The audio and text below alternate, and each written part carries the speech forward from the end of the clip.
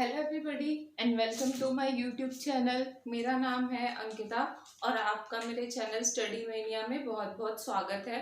तो जैसे कि मैंने कल आपको ज्योग्राफी की एनसीईआरटी का पहला चैप्टर पढ़ाना शुरू किया था और वो मैंने आधा आपको बता दिया था और सोलर सिस्टम, सन, मीटरॉइड्स, एस्ट्रॉइड्स ये सब बताने रहते थे।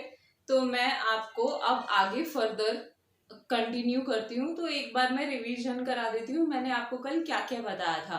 मैंने कल आपको ये बताया था कि सेलेस्टियल बॉडीज क्या होती हैं। जितनी भी हेवनली बॉडीज स्काई में प्रेजेंट होती हैं उन सबको हम सेलेस्टियल बॉडीज बोल देते हैं। उसके बाद मैंने आपको स्टार बताया था, स्टार के पास अपना हीट और लाइट होता है और प्लैनेट्स जो हैं वो किसी स्टार पे डिपेंडेंट होते हैं हीट और लाइट के लिए, उनके पास अपना हीट और लाइट नहीं होता।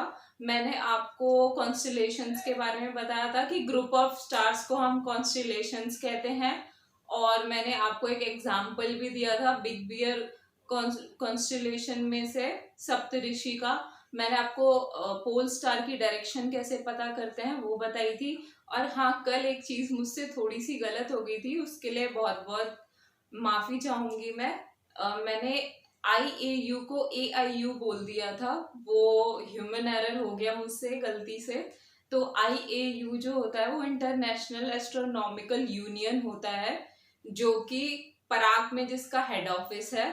और ये इसलिए बना था कि ग्रहों की मतलब कि कैसे पता चलेगा हमें कि किस चीज को प्लेनेट मानना है और किसको नहीं मानना है। तो ग्रेविटी से स्फेरिकल शेप जब अटेन कर लेता है एक सेलेस्टियल बॉडी या ऑब्जेक्ट, तो हम उसको 3 पॉइंट भी मैंने बताए थे कि ग्रेविटी वाला, दूसरा रिवॉल्व करना चाहिए सन के चारों तरफ, और तीसरा मैंने बताया था कि किसी का भी ऑर्बिट मतलब कि जो एलोंगेटेड पाथ है जिसके थ्रू वो सन के चारों तरफ रिवॉल्व होते हैं वो इंटरसेक्ट नहीं करना चाहिए। तो प्लूटो जो था वो इंटरसेक्ट कर रहा था नेपच्यून का ऑर्बिटल पाथ, तो इस वजह से प्लूटो को ड्वार्फ प्लैनेट कह दिया गया। तो आइए ज्यादा टाइम ना वेस्ट करते हुए आज की क्लास को शुरू करते हैं। तो पहले तो आप देख लीजिए, मैंने अपना काम थोड़ा आसान करने के लिए और टाइम बचाने के लिए बोर्ड पे सब कुछ अच्छे से लिख दिया है। आज मैं आपको सारे प्लैनेट्स के बारे में बताऊंगी, एस्ट्रॉइड्स, मीटियोइड्स के बारे में बताऊंगी और किस प्लैनेट में क्या क्या है वो मैं आज आपको समझाने वाली हूँ। तो सबसे पहले हम देख लेते हैं, मैंने आपको कल बताया ही था, सन है, सन के बाद मरकरी है, वीनस है, अर्थ है, मार्स है। इनको हम क्या बोलते हैं? तो इनको हम इनर प्लैनेट्स तो बोलते हैं और क्या बोलते हैं, टेरेस्ट्रियल प्लैनेट्स भी हम इनको बोलते हैं। क्यों बोलते हैं? क्योंकि ये रॉक से और सेडिमेंट्स से बने हुए होते हैं, इसलिए इनको हम टेरेस्ट्रियल प्लैनेट्स बोल देते हैं। हार्ड ऑब्जेक्ट से बेसिकली ये चारों प्लैनेट्स बने हुए हैं। और बीच में आ जाती है हमारी एस्टेरॉइड बेल्ट। ये वाली जो मैंने आपको कल एक बेल्ट बताई थी ना, ये भी सन के चारों तरफ रिवॉल्व होती है जिस तरीके से प्लैनेट्स रिवॉल्व होते हैं। लेकिन ये होते क्या है? Asteroids are remnants of other planets. जैसे कि कुछ प्लैनेट का फॉर्मेशन हो रहा है तो कुछ पीसेस टूट जाते हैं, या कोई मीटेओर आके टकराया तो उससे जो उसके पार्टिकल्स टूटे वो मार्स और जुपिटर के बीच में आके जमा हो जाते हैं। मार्स और जुपिटर इनके बीच में आके जमा हो जाता है। ये पॉइंट आप बहुत अच्छे से याद रखेंगे क्योंकि ये क्वेश्चन आया हुआ है कि एस्ट्रॉइड बेल्ट जो है ये किन दो प्लैनेट्स के बीच में सिचुएटेड है या लोकेटेड है। तो आंसर हो जाएगा हमारा मार्स एंड जुपिटर। तो ये चीज आप देख लेंगे। उसके बाद जो ये तीन हमारे प्लैनेट्स हैं, जुपिटर, सैटर्न, यूरेनस, इन तीनों के पास ही रिंग होता है। देखिए आपने, मैंने यहाँ पे ड्रॉ भी किया हुआ है कि इनके पास रिंग है। और लास्ट हमारा जो प्लैनेट है जो कि है नेपच्यून। तो अब मैं इस चीज को एक बार मैंने एक्सप्लेन कर दिया। बाकी इलिप्टिकल पाथ भी बोलते हैं। जैसे ये सन है, सन मैंने वैसे यहाँ भी बनाया, तो इसका जो ये पाथ है, मान लो कि ये मरकरी है, तो मरकरी जो पाथ फॉलो करेगा सन के चारों तरफ रिवॉल्व होने में, उसको हम बोलते हैं एलिप्टिकल पाथ, एलोंगेटेड पाथ और ऑर्बिट। तीनों चीजें इसी रास्ते को ही बोला जाता है। तो अब मैं थोड़ा सा बोर्ड रब करके आपको पहले तो सन के बारे में बताती हूँ।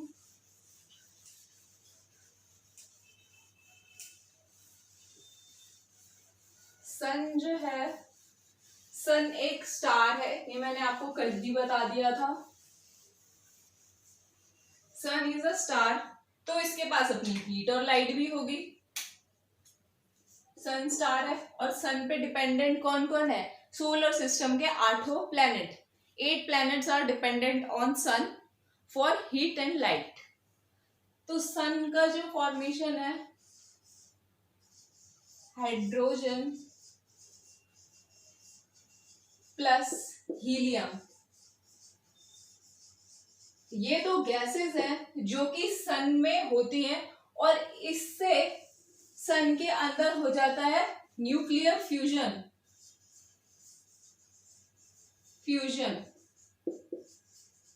तो इस न्यूक्लियर फ्यूजन से जो है immense tremendous amount of energy is produced due to this nuclear fusion। तो आप अंदाजा लगा सकते हो कि कितनी ज्यादा एनर्जी प्रोड्यूस होती होगी कि वो नेपच्यून जो कि हमसे इतनी दूर है वहां तक भी सन की रेज, सनलाइट पहुंचती है। तो न्यूक्लियर फ्यूजन हो जाता है जिससे क्या निकलता है?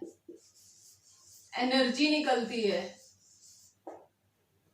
तो ये तो था हमारा सन, और सन जो है वो नियरेस्ट स्टार है टू आवर सोलर सिस्टम। और सोलर सिस्टम का नाम सोलर सिस्टम ही क्यों पड़ा? क्योंकि सन को रोमन में सोल, एक गॉड है उनका, उससे डिपिक्ट किया जाता है और उसी सोल से सोलर हो गया। तो जो सन का सिस्टम है, सन के पास उस बाकी जो उसके प्लैनेट सब रिवॉल्व करते हैं, सन अपनी एनर्जी उनको प्रोवाइड करता है, उस पूरे सिस्टम को बोल दिया सोलर सिस्टम। होप यहां तक आप सबको समझ में आ गया होगा। अब मैं आगे चलती हूँ और आपको धीरे धीरे बाकी प्लैनेट्स के बारे में बताती हूँ।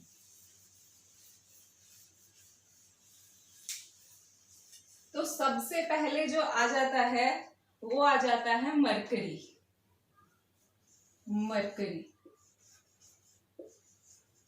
Mercury is a smallest planet,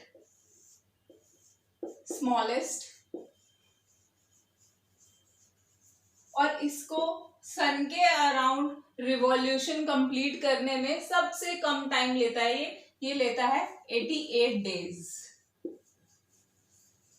किसमें? यहाँ पे आप देखोगे तो मैंने प्लैनेट्स के नेम लिख दिए हैं सारे, उनके रिवॉल्यूशन का टाइम लिख दिया। आप चाहो तो इस चीज का स्क्रीनशॉट भी ले सकते हो। ये आपको, आप ऐसा टैबुलर फॉर्म अपनी नोटबुक में या बुक में ड्रॉ करके रख सकते हो।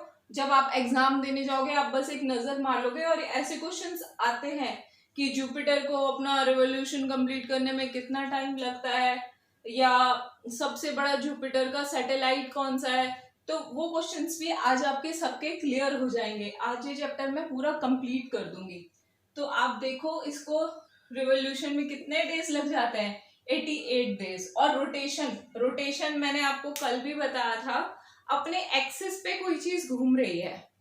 मान लो कि ये सन है और ये जो हमारा डस्टर है ये है प्लैनेट, मरकरी है।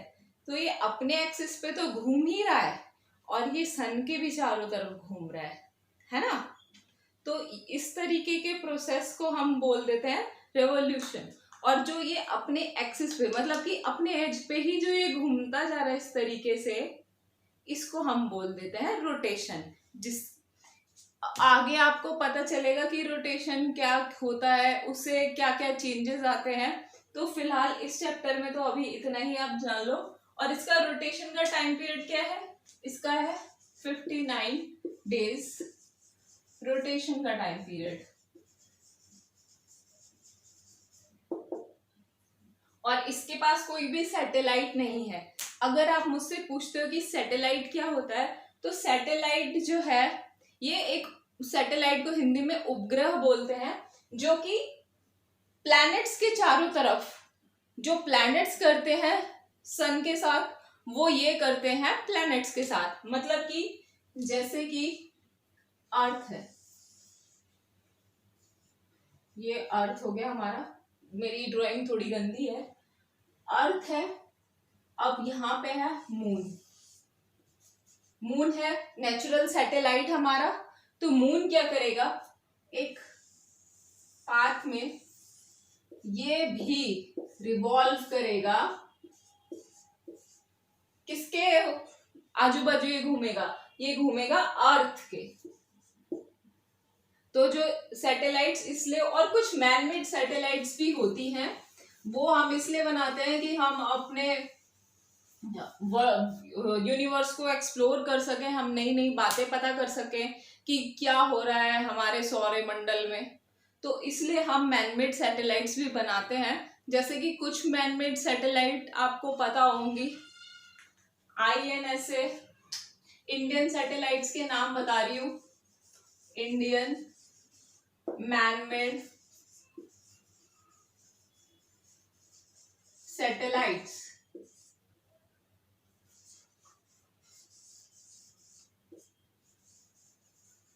इंडियन मैनमेड सैटेलाइट्स जो है वो है, एक तो आपका है एड्यूसेट, ये एजुकेशन के प्रोस्पेक्टिव से बनाया था, जो कि बहुत ही ज्यादा जरूरी है।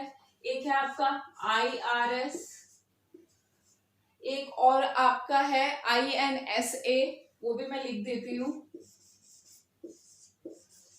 और बाकी और भी बहुत सारे हैं, बट आपको अगर कभी भी Indian made satellite, manmade satellites का एग्जांपल आ जाए तो आप ये याद रखेंगे, एड्यूसेट, IRS और INCA। और ये एड्यूसेट वाला तो सीटेट में भी पेपर आया था, जब मैंने सीटेट का एग्जाम दिया था तो ये क्वेश्चन आया हुआ था कि मैनमेड सैटेलाइट ऐसी कौन सी है जो कि एजुकेशन के लिए यूज की जाती है, इंडियन मैनमेड सैटेलाइट। तो आंसर था हमारा एड्यूसेट।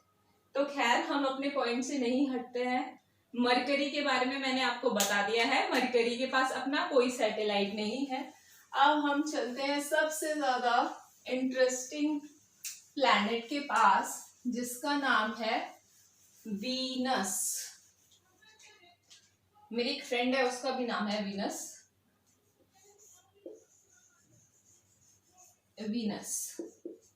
वीनस को रोटेशन कंप्लीट करने में 225 डेज लगते हैं, 225 डेज। और इसने सॉरी मैंने थोड़ा सा गलत बोल दिया, रिवोल्यूशन कंप्लीट करने में 225 डेज लगते हैं, और रोटेशन कंप्लीट करने में लगते हैं 243 डेज।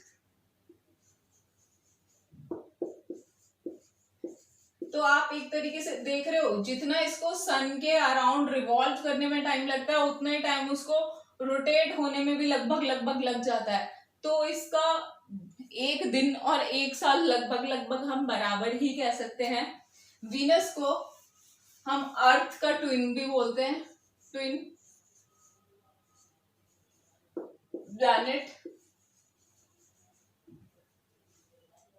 Planet of earth. ऐसा इसलिए बोलते हैं क्योंकि इसका शेप और size, its shape and size is equal to the earth, and mass of this planet is also equivalent to the earth.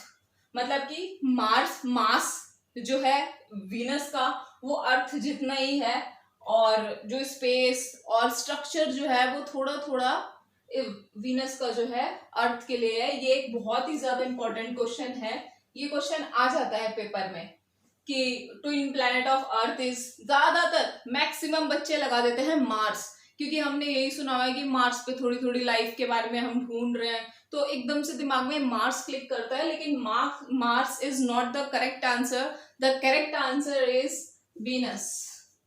Venus is brightest star, brightest planet,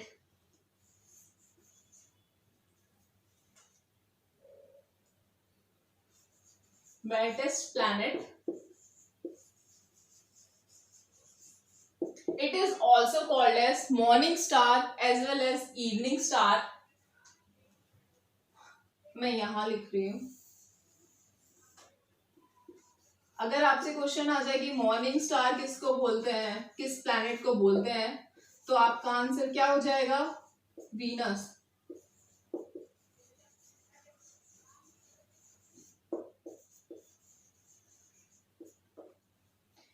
ये इतना हो गया।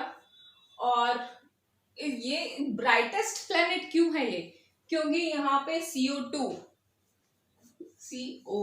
मतलब कि कार्बन डाइऑक्साइड जो है 95% से भी ज्यादा है, मोर देन 95% है।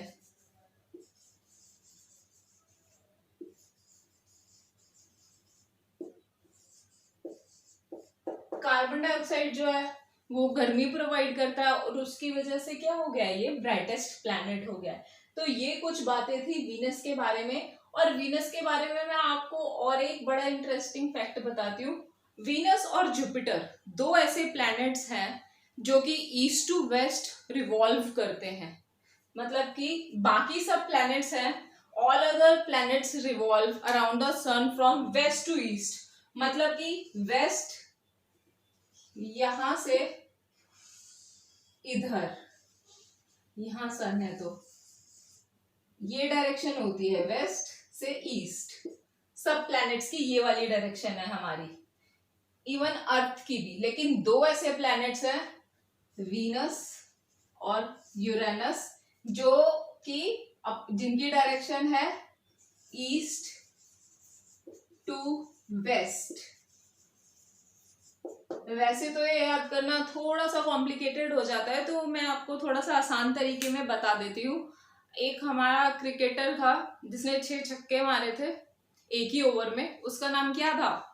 उसका नाम था युवराज सिंह, और उसको हम क्या बोलते थे शॉर्ट फॉर्म में? यूवी। तो आप एक लाइन याद कर लो, ईस्ट और west, UV is the best. तो जब आप ईस्ट टू वेस्ट, ईस्ट और वेस्ट बोलोगे तो आपको ये याद आ जाएगा, यूवी से हो जाएगा आपका, यू से यूरेनस, वी से वीनस। और ये दोनों जो हैं ये कैसे ग्रह है, कैसे इनका पाथ है, ये कैसे सन के अगर चारों तरफ चक्कर काटते हैं, तो उसका आंसर क्या हो जाएगा? East to west. ये सेंटेंस आप याद कर लो। ये तो हम वैसे भी बोल देते हैं, east to west India is the west, or east to west UV is the west. तो आप इस तरीके से इसको याद कर सकते हो। It will make your learning quite faster as compare to others.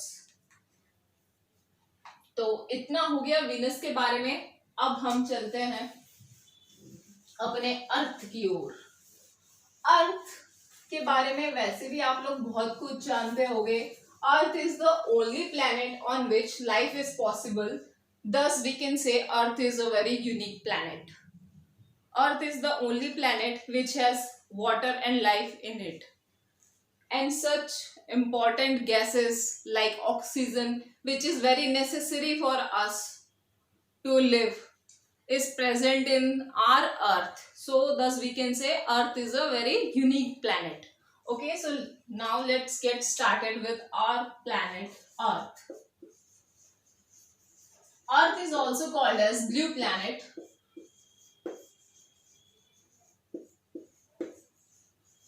because अर्थ इस ब्लू प्लैनेट क्यों कहते हैं अर्थ में? बिकॉज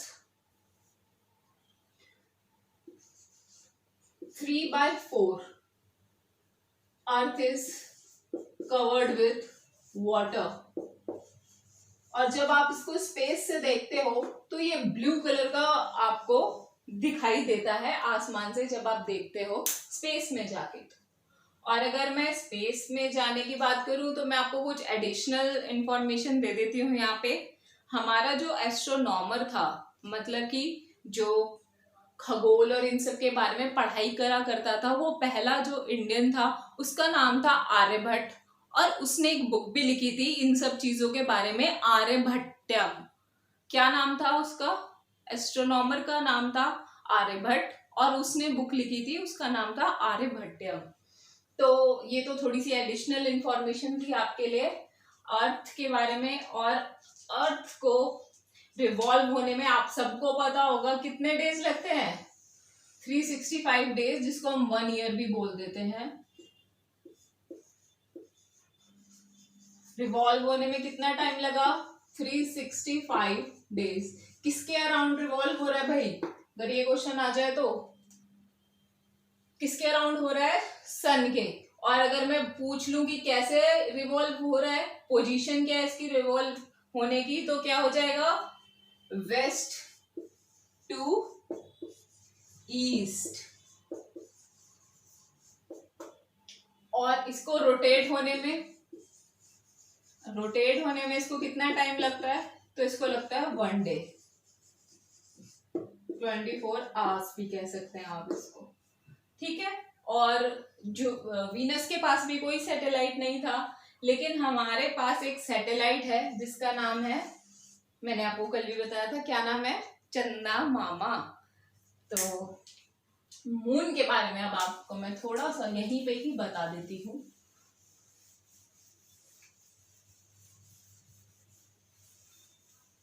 मून जो है अर्थ से 3,84,400 किलोमीटर्स अवे है।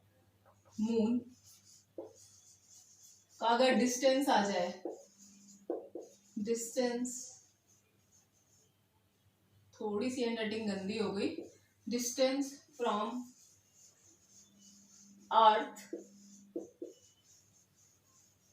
अगर ये क्वेश्चन आपसे पूछ लिया जाए तो आंसर हो जाएगा 3,84,400 किलोमीटर। और अर्थ को रिवॉल्व, अर्थ कह रही हूँ सॉरी, मून को अर्थ के अराउंड रिवॉल्व होने में और रोटेट होने में सेम टाइम लगता है। रोटेशन और रिवॉल्यूशन दोनों का ही इसका टाइम पीरियड क्या है? तो 27 डेज है। जिसकी वजह से क्या होता है, हमें हमेशा मून का एक ही साइड दिखाई देता है, इसलिए हमें मून लगता है कि मून 2D है, 3 डायमेंशनल है ही नहीं, 2 डायमेंशनल है। आपको हमेशा मून इसलिए एक ही तरफ हमें मून का हमेशा दिखाई देता है क्योंकि रोटेशन और रिवॉल्यूशन का टाइम कितना है? 27 डेज।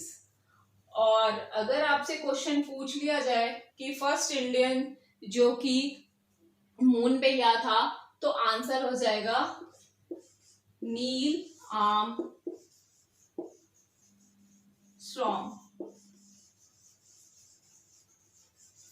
ये फर्स्ट पर्सन था, और मैंने इंडियन बोल दिया उसके लिए सॉरी, ये फर्स्ट पर्सन था जो कि मून पे गया था, रॉकेट पे बैठ के गया होगा obviously.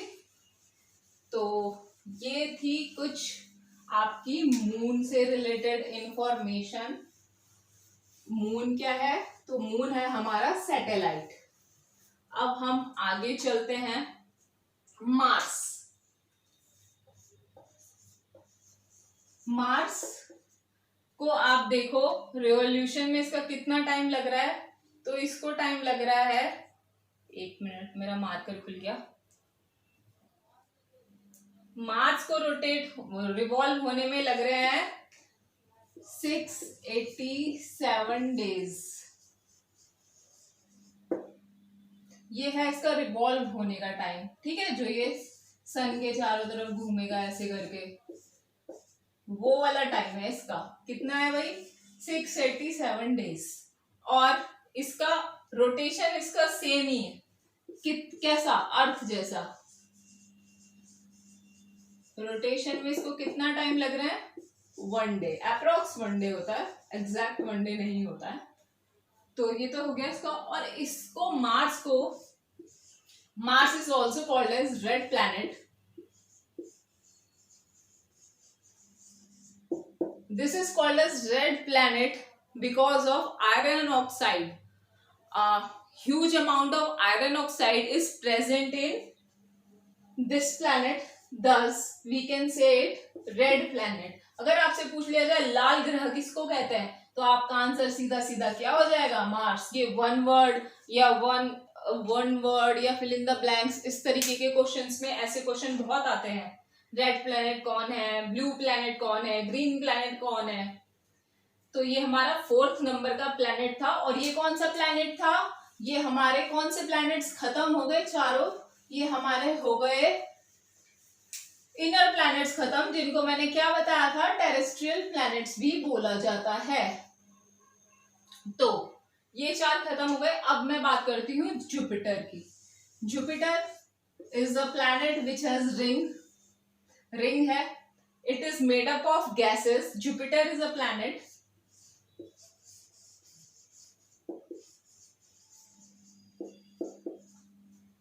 Jupiter is largest planet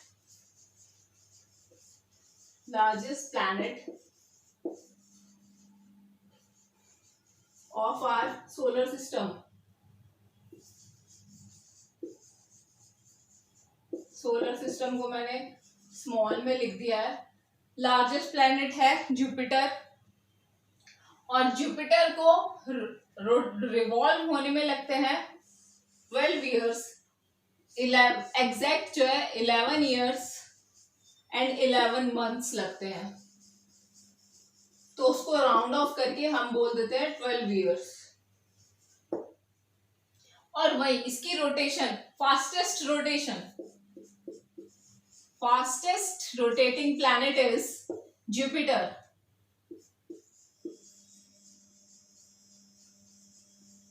इसकी रोटेशन में कितना टाइम पीरियड लग जाता है? इसको लगते हैं सिर्फ 9 आवर्स और 56 मिनट्स।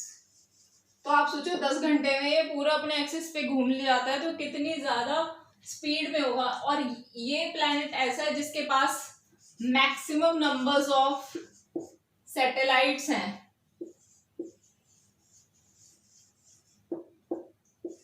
कितनी सैटेलाइट्स हैं इसके पास? इसके पास है 67। और यही अगर मैं बात करूं कि लार्जेस्ट सैटेलाइट इसकी कौन सी है, तो लार्जेस्ट सैटेलाइट है इसकी Ganymede. Ganymede is the largest satellite of which planet? So the answer is Ganymede.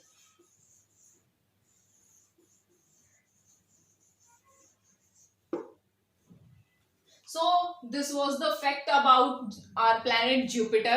Now let's move on to the other planet which is Saturn. हाँ, बट अगर आपसे क्वेश्चन आ जाए कि स्लोएस्ट रोटेशन किसकी है, fastest rotation तो हो गई हमारी जुपिटर की।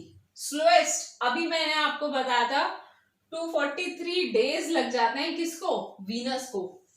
Venus slowest rotation.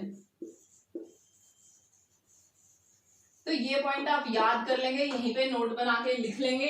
और प्लीज हो सके तो इन सब चीजों का, इन फैक्टों का अपने साथ नोट बनाते रहिए, इन फैक्ट्स का, क्योंकि ये आपके एग्जाम के प्रोस्पेक्टिव से बहुत ही ज्यादा इंपॉर्टेंट है।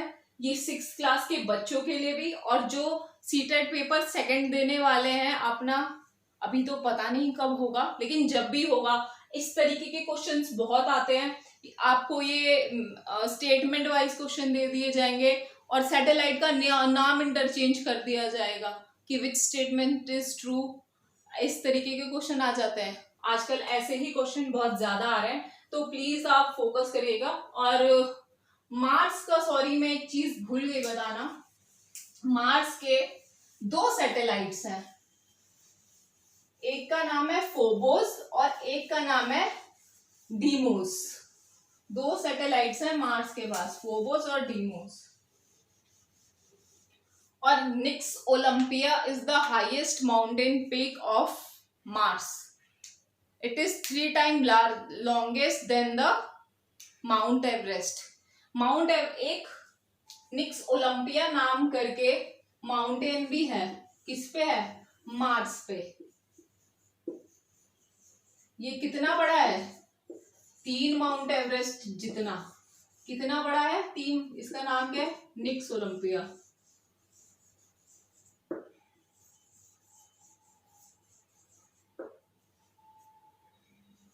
निक्स ओलंपिया इसका नाम है, और ये जो है माउंट एवरेस्ट से 3 times ग्रेटर या लार्जर है, और ये है कहाँ पे?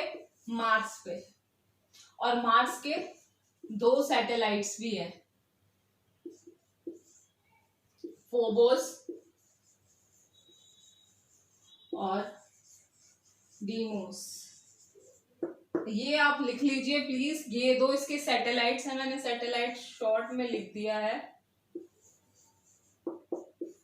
सैटेलाइट फोबोस और डीमोस किसके हैं? मार्स के।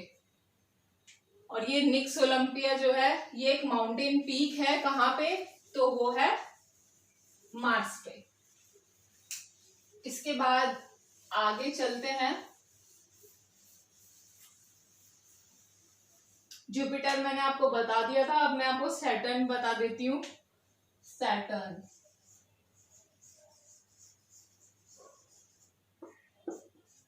सैटर्न के पास 50, सैटर्न को रिवॉल्व होने में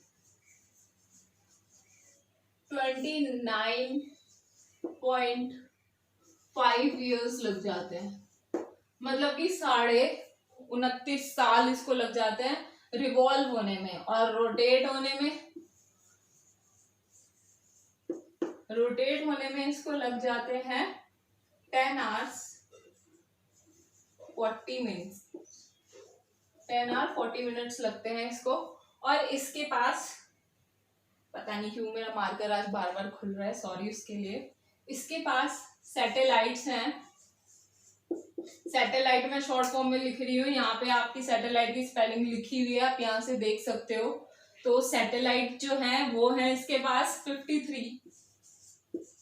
ये मैंने टैबुलर फॉर्म में इसलिए लिख दिया था ताकि आप जब भी ये नोट बनाओ या जब भी देखो तो आपको इजी रहे। इसके पास सैटेलाइट है कितने, 53। और इसका लार्जेस्ट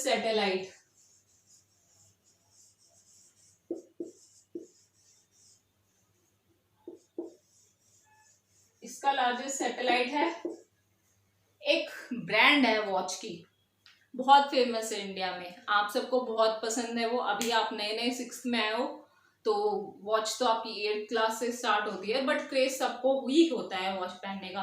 तो उस ब्रांड का क्या नाम है, टाइटन, रागा।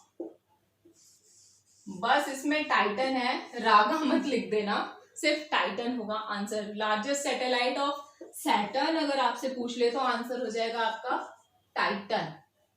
इसके बाद आगे चलते हैं यूरेनस पे, मैं रब कर रही हूँ, उसके बाद मैं आपको फटाफट से यूरेनस और नेपच्यून के बारे में बता देती हूँ।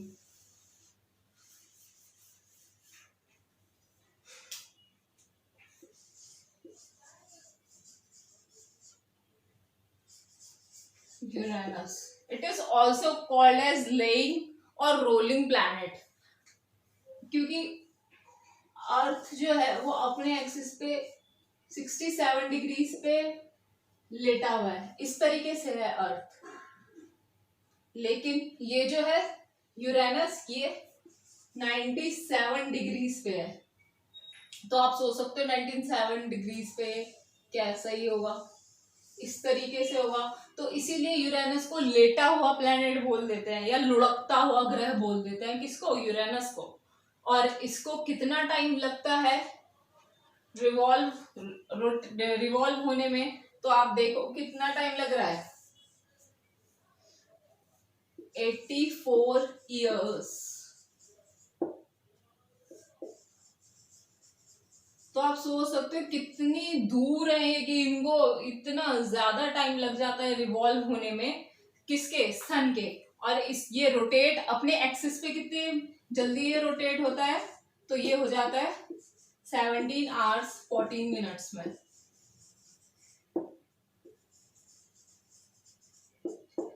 Uranus is also called as green planet. We called as green planet due to methane. इसमें मीथेन गैस बहुत ही ज्यादा है, ट्रेमेंडस अमाउंट में मीथेन गैस प्रेजेंट है यूरेनस में, इसलिए हम यूरेनस को बोल देते हैं ग्रीन प्लैनेट। क्योंकि अगर हम स्पेस से देखें तो यूरेनस का कलर ग्रीन दिखता है, जैसे कि अर्थ का ज्यादा वाटर होने से दिखता है ब्लू, तो इसीलिए इसका ग्रीन दिखता है। उसके बाद अब नेपच्यून को देख लेते हैं। नेपच्यून में बताने के लिए ज्यादा नहीं है। फारदेस्ट प्लैनेट फ्रॉम द सन,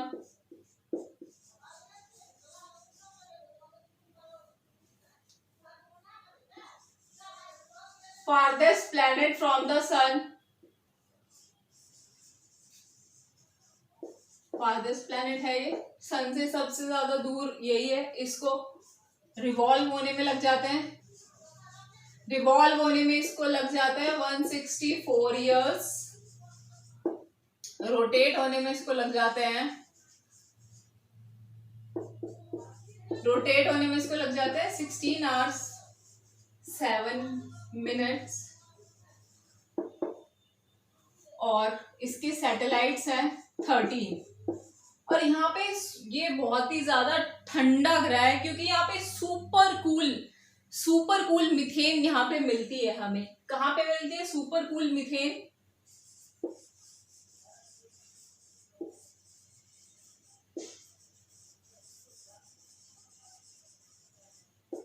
ये हमें मिलती है नेपच्यून पे। तो नेपच्यून के बारे में भी बता दिया मैंने आपको, सारे प्लैनेट्स के बारे में तो बता दिया है। अर्थ के बारे में मैं आपको एक चीज और बता देती हूँ कि अर्थ की शेप को, अर्थ फ्लैटेंड एट द पोल्स है, पोल से तो चपटा है और बीच में से ऐसे इस तरीके का है। एक मिनट, जैसे संतरा होता है ना ऑरेंज, वैसी शेप का है। इस तरीके से शेप है अर्थ की, राउंड शेप नहीं है। इस शेप को बोलते हैं जियोइड। अगर आपसे क्वेश्चन आ जाए, ये क्वेश्चन आया हुआ है सीटेट के पेपर में, 1 वर्ड आंसर्स में, फिलर्स में बहुत ज्यादा आता है। अर्थ की शेप अगर आपसे पूछी जाए तो वो हो जाएगी geoid. Geoid is the shape of earth, which means earth is flattened from the poles and curved from the middle part. Okay, I think this must be clear to you all. Now let's move on to our next thing, which is, now I am going to tell you about meteoroids.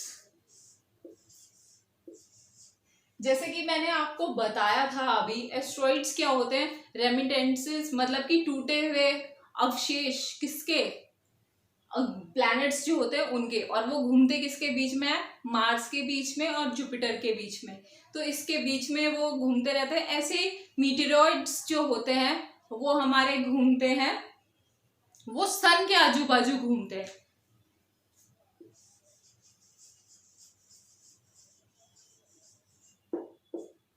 ये revolve around the sun.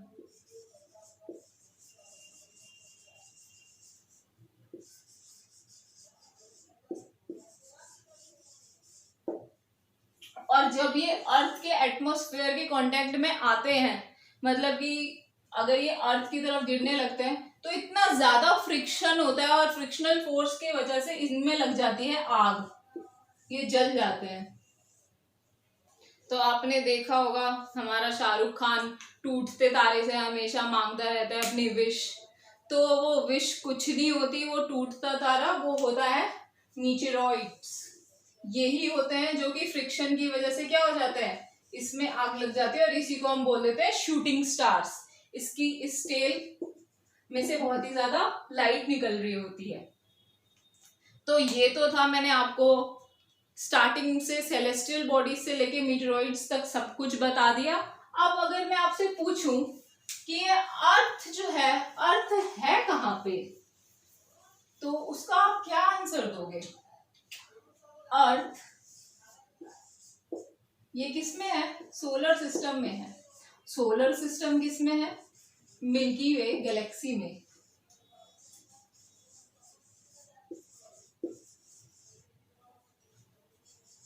Milky way Galaxy में है। और milky वे Galaxy किस में है? Universe में। आप देखो सिर्फ हमारा एक प्लैनेट जो है वो सोलर सिस्टम में है, और सोलर सिस्टम के अंदर कितने प्लैनेट्स हैं? 8 प्लैनेट्स हैं। अब मिल्की वे में मिलियन ऑफ सोलर सिस्टम है, बहुत सारे, लाखों सोलर सिस्टम है इसके अंदर। और मिल्की वे गैलेक्सी जैसी, ये तो हमारी गैलेक्सी का नाम है जिसको हम आकाश गंगा भी बोलते हैं हिंदी में। ये आकाश गंगा हजारों सैकड़ों के मतलब कि तादाद में प्रेजेंट होते यूनिवर्स में। तो यूनिवर्स अभी तक हम इसके बारे में ढूंढ ही रहे हैं, सर्च ही कर रहे हैं, हमें अभी तक पता ही नहीं चला है कि कितने सारे और अदर प्लैनेट्स होंगे और कितनी सारी ऐसी मिल्की वे गैलेक्सी है हमारी, और कितनी गैलेक्सीज ऐसी होंगी जिसमें कि लाइफ प्रेजेंट है या लाइफ हो सकती है। तो इसको आप इस तरीके से देख सकते हो, जैसे कि आप हो सिंगल, आप जाते हो अपने स्कूल में, तो आपका स्कूल जो है वो आपका हो गया सोलर सिस्टम, आपकी क्लास हो गई आपका प्लैनेट, और जिस एरिया में वो है, मान लो कि आदर्श नगर में आपका स्कूल है, तो वो हो गया आपका मिल्की वे गैलेक्सी, और जिस स्टेट में है तो वो हो गया आपका यूनिवर्स। क्योंकि आप देखोगे आपके सिर्फ दिल्ली में ही कितने सारे स्कूल्स हैं। तो आई होप आपको ये वाला कॉन्सेप्ट समझ में आया होगा। तो आज के लिए बस इतना ही। अब मिलती हूँ मैं आपको अपने नेक्स्ट क्लास में नेक्स्ट नए चैप्टर के साथ। So thank you very much. आप सब अपना ख्याल रखिए, घर में रहिए, कोरोना फ्री रहिए, अच्छे से पढ़िए, और जय हिंद जय भारत। Thank you.